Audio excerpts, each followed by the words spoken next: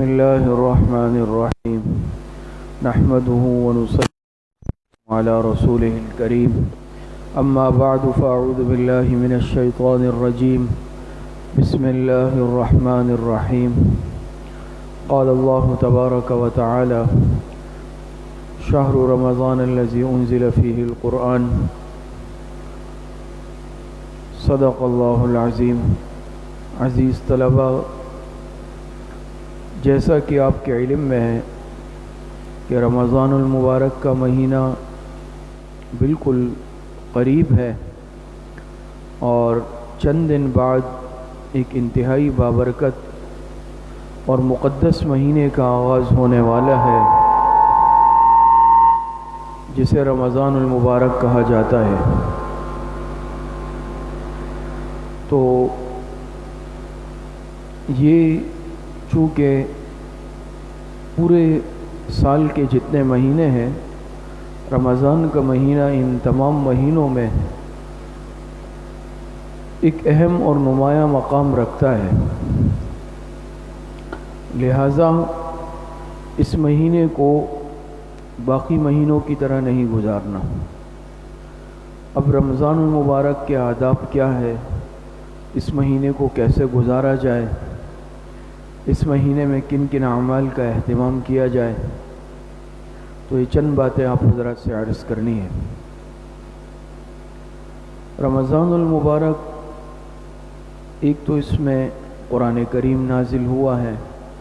اس مہینے کو قرآن کریم سے خاص مناسبت ہے، خاص نسبت ہے، اور آپ میں سے بہت سارے طلباء وہ ہیں جو الحمدللہ حافظ قرآن ہیں، جو اپنا حفظ قرآن مکمل کر چکے ہیں.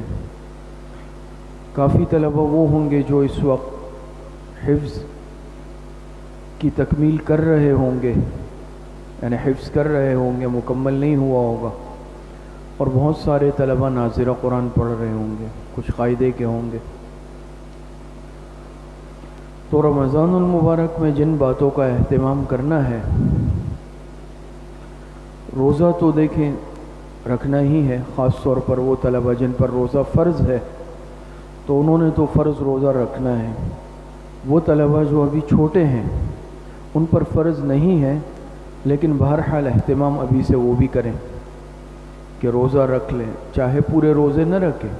وہ بچے جن پر فرض نہیں ہے تو اگر وہ بھی رکھ لے تو کوئی حرج نہیں ہے. آج کل کوئی مشکل نہیں ہے، موسم بھی اچھا ہے، تو بہتر ان کے لیے بھی ہے.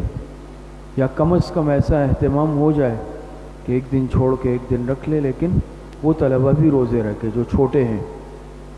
تو روزہ تو ظاہری بات ہے وہ رکھنا ہے. دوسرا، رمضان المبارک میں فرض نمازوں کو تو ویسے بھی اہتمام کرنا ہے اور آپ حضرات کرتے ہوں گے، لیکن یہ رمضان المبارک کا مہینہ ایسا گزرے کہ ایک فرض نماز بھی جماعت کے بغیر نہ ہو. بات سمجھ میں آ رہی؟ فجر سے لے کر عشاء تک کسی نماز کا وقت ایسا نہ گزرے کہ جس میں جماعت نکل جائے. جماعت سے پڑھیں گے نا انشاءاللہ پانچوں نماز، اور صرف فرض پر اکتفا نہیں بلکہ اس کے ساتھ ساتھ سنت مؤکدہ تو ویسے ہی پڑھنی ہے، لیکن جو غیر مؤکدہ سنتیں ہیں یا نوافل ہیں اس کا بھی اہتمام کرنا ہے. بات سمجھ میں آ رہی؟ ابھی سے نوافل کی عادت ڈال لیں. ابھی سے جن بچوں میں طلباء میں نوافل کی عادت طالب علمی سے ہوتی ہے وہ آخر تک رہتی ہے، اور خدا نخواستہ طالب علمی میں اگر عادت نہیں ڈالی جائے بعد میں عادت بننا بہت مشکل ہوتا ہے. تو فرض نمازوں کے اہتمام کے ساتھ ساتھ سنتوں کا اور نوافل کا اہتمام بھی کرنا ہے. بات سمجھ میں آ رہی ہے؟ اسی طریقے سے چونکہ میں نے شروع میں عرض کیا کہ اس مہینے کو قرآن کریم کے ساتھ خاص نسبت ہے، تو تلاوت تو ہر ایک نے کرنی ہے، کثرت سے کرنی ہے. وہ طلباء جو حافظ قرآن ہیں، آپ کے اساتذہ کو علم میں بھی ہوگا اور ان سے انشاءاللہ مذاکرہ بھی ہوگا کہ ان طلباء کی کیا ترتیب ہے تراویح کی. ہم معلوم کریں گے، پوچھیں گے اساتذہ سے انشاءاللہ. ان کے ساتھ اساتذہ سے میٹنگ ہے جس میں ہم پوری نوعیت معلوم کریں گے. تو حافظ قرآن طلباء میں کوئی بھی ایسا نہ ہو کہ جو یا تو سنائے بھی نہ اور سنے بھی نہ. جو حافظ قرآن ہے کوشش کرے کہ وہ تراویح پڑھائے، صرف سنے نہیں، سنائے۔ بات سمجھ میں آ رہی؟ بہتر یہ ہے کہ پورا خود سنائے، یا اگر کسی اور کے ساتھ مل کر سنا رہے لیکن سنانا ہے۔ بات سمجھ میں آ رہی؟ وہ حافظ قرآن بچے جو ابھی چھوٹے ہیں، جو بالغ نہیں ہوئے تو وہ سنیں، جو بڑے طلبہ ہیں تو وہ قرآن کریم سنانے کا اہتمام کریں، اور جو ابھی چھوٹے ہیں تراویح نہیں پڑھا سکتے تو وہ سننے کا اہتمام، اور ہے حافظ قرآن تو وہ بھی بالکل اپنے آپ کو ضائع نہیں کریں بلکہ کسی کی سماعت کریں گے۔ بات سمجھ میں آ رہی؟ اور جو ابھی حفظ کر رہے ہیں، 10 پارے ہوئے، 15 پارے ہوئے، 20 پارے، ایسے بچے بھی ہوں گے، تو جتنے انہوں نے حفظ کیے ہیں وہ بھی کسی کی سماعت کر لے اتنے پاروں کی، تاکہ ان کو بھی پکا رہے۔ اور باقی جو ناظرہ پڑھ رہے ہیں یا مجموعی طور پر، تو تلاوت قرآن کا اہتمام تو سب نے کرنا ہے۔ 3 پارے کم از کم روزانہ، یہ کم از کم کتنے؟ 3، اگر اس سے زیادہ ہو جائے تو بہت بہتر ہے، بلکہ رمضان میں تو زیادہ سے زیادہ تلاوت کا اہتمام کریں۔ جو آپ کو رات کو منزل سنانی ہے تراویح میں یا سننی ہے وہ اپنی جگہ، اس کے علاوہ بھی تلاوت، تو رمضان المبارک میں کم از کم ایک عشرے میں ایک قرآن ختم کر لیں۔ 3 پارے روزانہ پڑھیں گے، ایک عشرے میں ایک قرآن ختم ہوگا، پورے مہینے میں انشاءاللہ 3 قرآن آپ کے ختم ہو جائیں گے، چاہے حفظ کے بچے ہیں چاہے ناظرہ، روزانہ 3 پارے تلاوت کا اہتمام رمضان المبارک میں۔ اور اسی طریقے سے تراویح پڑھنے کا بھی اہتمام، جو بچے ہیں جن کے ذمہ تراویح نہیں ہے لیکن تراویح کا اہتمام پڑھنے کا ضرور کریں، لیکن پڑھنے سے مراد شور شرابہ نہیں ہے کہ تراویح کی جماعت میں آ گئے، ابھی اپنی کھیل کود ہو رہا ہے، باتیں ہو رہی ہیں، تو یہ چیزیں نہ ہوں۔ اپنے بڑوں کے ساتھ، سرپرستوں کے ساتھ آئیں اور ان کے ساتھ کھڑے ہو کر پوری تراویح پڑھیں۔ یہ بات سمجھ میں آ رہی ہے نہیں آ رہی؟ اسی طریقے سے تلاوت کے ساتھ ساتھ، نوافل کے ساتھ ساتھ کچھ تسبیحات کا بھی اہتمام کر لیں۔ کوئی زیادہ لمبی چوڑی تسبیحات تو آپ کو نہیں بتائی جائیں گے۔ استغفار کم از کم 200 مرتبہ دن میں استغفار تو کر سکتے ہیں نا، آسان ہے نا۔ استغفر اللہ ربی من کل ذنب واتوب الیہ، پورا نہیں پڑھ سکتے تو صرف استغفر اللہ، تسبیح لے لیں 100 دانوں کی، تسبیح ہوگی نا، 100 دانوں کی تسبیح لے لیں اور استغفار کی تسبیح پڑھیں، استغفر اللہ صرف پڑھ لیں۔ درود شریف تو سب کو آتا ہے، درود شریف اس کے بعد پڑھیں 200 مرتبہ، 100 مرتبہ صبح، 100 مرتبہ شام، اور اسی طرح سبحان اللہ و بحمدہ، سبحان اللہ العظیم، یہ بھی پڑھ لیں۔ بات سمجھ میں آ رہی ہے؟ سبحان اللہ والحمد للہ ولا الہ الا اللہ واللہ اکبر، یہ بھی پڑھ لیں 200 مرتبہ، آسان ہے نا، کون کون پڑھے گا؟ تو ہر ایک طالب علم تسبیح لے لیں، دانوں والی بھی آتی ہے آج کل، وہ بٹن والی بھی آتی ہے، وہ زیادہ سہولت والی ہے، ہاتھ نیچے کر۔ تو نوافل کا بھی اہتمام، اس کے ساتھ ساتھ ذکر کا بھی اہتمام، تسبیحات ہے نا بالکل آسان ہے، یہ بھی لازم ہے۔ یہ بات سمجھ میں آ رہی ہے؟ اسی طریقے سے یہ بھی کوشش کر لے، ایک اور عادت ڈال لیں ابھی سے، تھوڑے بہت خرچ کرنے کا۔ اس مہینے میں ہر چیز کا ثواب بڑھ جاتا ہے نا، تو یہ خرچ صرف بڑوں کے لیے تو نہیں ہے، صدقہ کرنا یا انفاق بچے بھی کر سکتے ہیں۔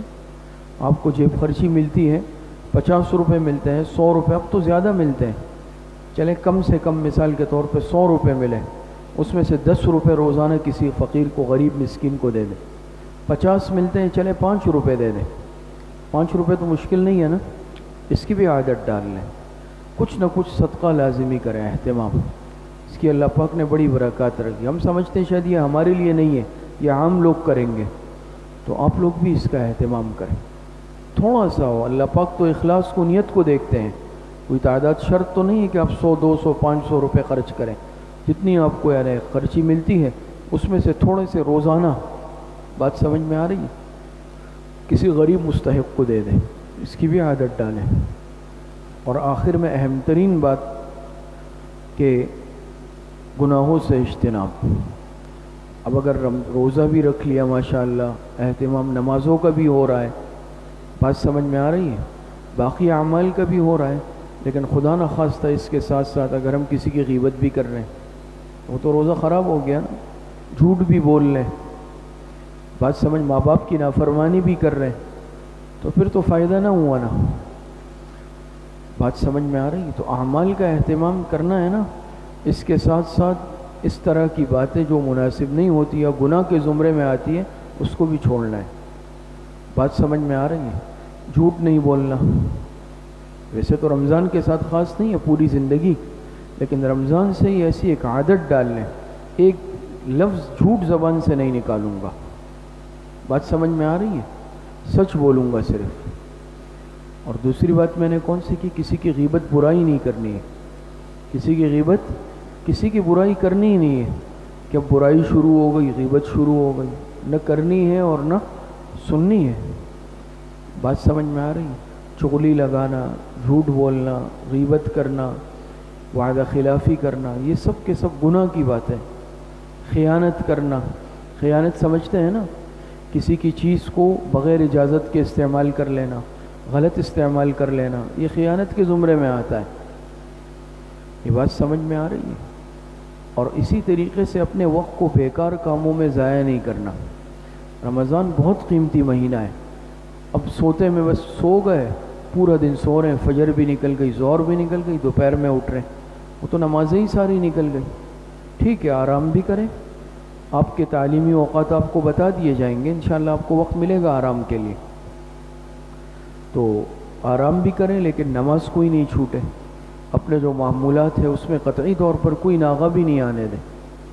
اسی طریقے سے بعض طلبہ ہی رمضان میں مدرسے نہیں آتے، پھر بعد میں شوال میں آ کے بھئی اب جو ہے ہم تو کیونکہ نام ختم کر دیتے ہیں، تو یہ اچھی طرح سن لیں کہ رمضان میں سبق ہوگا، اس کی ترتیب آپ کو اساتذہ بتا دیں گے۔ تو رمضان میں اگر پوری کسی نے کوشش کی چھٹی کرنے کی تو ہم نام کاٹ دیں گے، اور شوال میں کوئی گنجائش بھی نہیں ہوگی اس کے لیے۔ بات سمجھ میں آ رہی ہے؟ ہمارے تعلیمی اوقات رمضان میں بھی کوئی بہت زیادہ نہیں ہوتے، مدارس میں صبح 8 بجے سے 12 بجے تک سبق ہوتے ہیں، اندازہ ہے ہر چیز کا۔ ہم نے ارادتاً آپ حضرات کے لیے راحت رکھی ہے، خود سے، اپنے ارادے سے، یہ نہیں ہے کہ ہمیں معلومات نہیں ہے۔ تو اس کے باوجود اگر کوئی پھر چھٹی کرے گا، ناغہ کرے گا، تو یہ اچھی بات نہیں ہوگی۔ یہ بات سمجھ میں آ رہی ہے نہیں آ رہی ہے؟ اسی طریقے سے جو حافظ طلبہ ہے تو اساتذہ سے بھی درخواست ہے، بات بھی ہوگی کہ ان کے لیے تراویح کی ترتیب باقاعدہ بنائی جائے۔ اس میں ہم تساہل سے کام نہیں لیں، بھئی آپ کہاں سنا رہے ہیں، آپ سن رہے ہیں، کیا کر رہے ہیں، ایک ایک طالب علم کی کیفیت ہمارے سامنے ہو۔ بات سمجھ میں آ رہی ہے؟ بہت سارے طلبہ ایسے ہوتے ہیں جو حافظ ہوتے ہیں، نہ کہیں سناتے ہیں، نہ سنتے ہیں، نہ ان سے سرپرست پوچھتے ہیں، نہ اساتذہ پوچھتے ہیں، وقت مہینہ بالکل ضائع ہو جاتے ہیں۔ بہت سارے ساتھی ہمارے پاس آتے ہیں، ہمیں حافظ چاہیے سنانے کے لیے، کوئی کہتا ہے ہمیں سامع چاہیے سنانے کے لیے، کوئی کیفیت تو سامنے آئے نا۔ جگہ بہت ہے سنانے سننے کی، لیکن خود ہم میں کمزوری نہ ہو۔ بات سمجھ میں آ رہی ہے؟ تو ایک لمحے کو بھی رمضان المبارک کے آپ حضرات نے ضائع نہیں کرنا، وقت کو ضائع نہیں کرنا، وقت کو قیمتی بنانا ہے۔ اسی طریقے سے آخری بات کہ دعاؤں کا اہتمام، کس کا؟ دعا جانتے ہیں نا، اللہ پاک سے دعا مانگنا، اس کا اہتمام ویسے بھی انسان کرے ہمیشہ، لیکن رمضان میں تو خاص طور پر ہر نماز کے بعد دعا۔ بات سمجھ میں آ رہی ہے؟ سحری کے وقت دعا، افطار کا جب وقت ہونے والا ہوتا ہے وہ وقت بڑا قیمتی ہے، ہم اس کو ضائع کرتے ہیں کس میں؟ بھی پکوڑے بن رہے ہیں، ہم پکوڑے بنتے ہوئے دیکھ رہے ہیں، سموسے بن رہے ہیں، افطار میں آج کیا کیا ہے ہم وہ دیکھ رہے ہوتے ہیں۔ وہ آپ کو ملے گا، اپنا وہ وقت جو افطار سے کچھ پہلے کا ہے، 10-15 منٹ پہلے کا، اس کو دعا میں لگائیں۔ سمجھ میں آ رہی ہے؟ جب آپ افطار کے دسترخوان پہ بھی بیٹھیں، بات چیت میں وقت ضائع نہ کریں، بلکہ کیا کریں؟ 10 منٹ، 5 منٹ، 10 منٹ، 15 منٹ دعا مانگیں۔ ویسے بھی ماشاءاللہ آپ کی دعائیں تو قبول ہوتی ہیں، نیک لوگ ہیں، اور اس وقت تو اللہ پاک بہت ہی جو ہے دعائیں قبول فرماتے ہیں۔ تو اپنے لیے بھی کریں، اپنے والدین کے لیے بھی دعائیں کریں، ہمارے لیے بھی کریں، اپنے استاذوں کے لیے بھی کریں، اپنے مدرسے کے لیے بھی کریں، سب کریں گے نا انشاءاللہ، تو وقت ضائع نہیں کریں گے نا۔ بات سمجھ میں آ رہی ہے؟ اللہ پاک مجھے اور آپ سب کو صحیح عمل کی توفیق عطا فرمائے۔ وآخر دعوانا ان الحمد للہ رب العالمین۔